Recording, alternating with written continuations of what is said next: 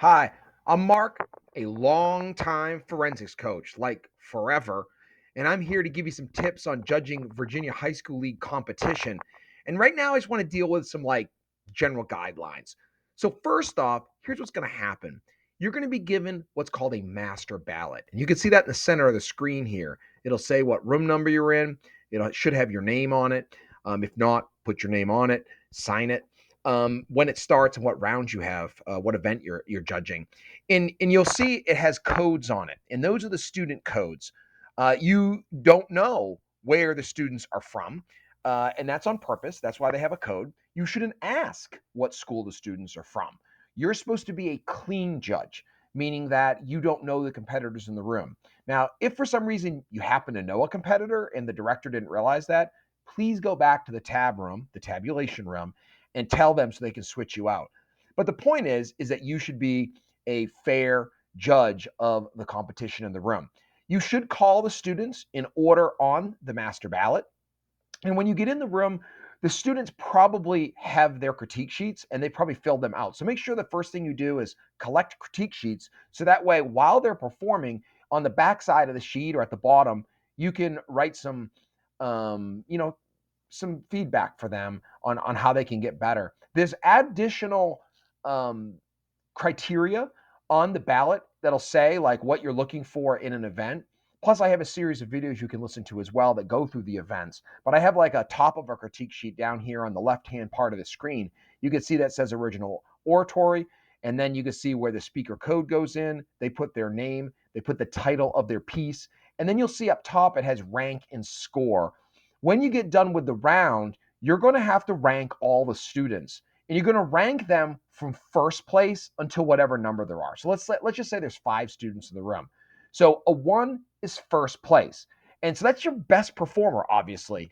And then down through second, third, fourth, and fifth. And so you're going to give them a rank.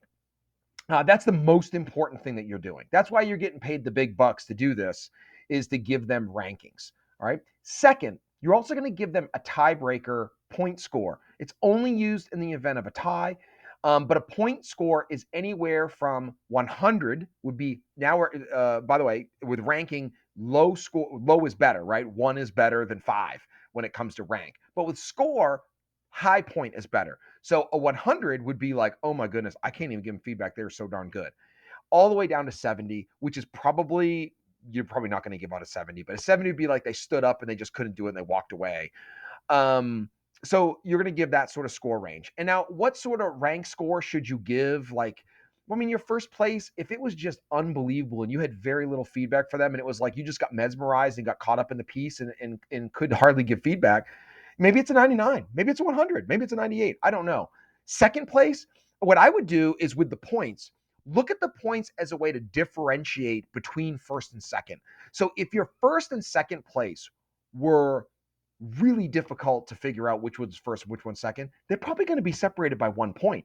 But then if third place there was kind of a drop off, like you knew first and second, but you weren't sure, third place was kind of way down there. Like you knew third wasn't going to be first or second. So maybe third place is like 3 or 4 or 5 points lower. Use the points to kind of differentiate again between the competitors and how close it was. Really, really, really super close, 1 point or 2 points. Not that close, then you're going to have some feedback. You're going to have some point differential, I should say. Remember a couple general guidelines.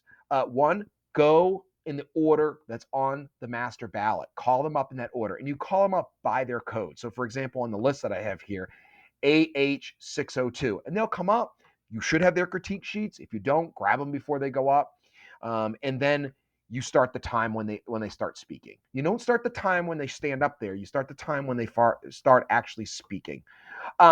Once that person is, while they're performing, please give them some feedback as they're actually performing. Please give them some eye contact as they do it. And then when they're done, turn your ballot over and go right to the next one. Don't spend much time. Quickly move to the next person. They perform. And then after the second performance, kind of think to yourself like, well, who did I put first? The first performer or the second performer? And then you might kind of rearrange your critique sheets very slyly, I should say, very slyly put one on top of the other or underneath the other one based on how you want to keep the order. And if you can kind of keep the order as you go, it makes it easy because when you get done, you're just like 1, 2, 3, 4, 5, 6, first, second, third, fourth. That'd be awesome. Once everybody is finished, make sure you give a rank and a score on every critique sheet, the student critique sheet, so they know what they got. And then make sure it matches the master ballot. Notice this master ballot here in the middle of the screen has rank and points. So you're going to put at the end, let's say AC 602 is your number one. So you'd put number one, maybe you give them a 98, 98. Then you give number two, second place, number two, and then you give them a 96, let's say. You have to keep it. By the way, no ties in rank or score. You cannot have two be first, and you cannot have a tie in the points. So make sure you keep that separate. No half points, no 0.5, no 0.3s. It's not that precise. Thank you. So you can't do that.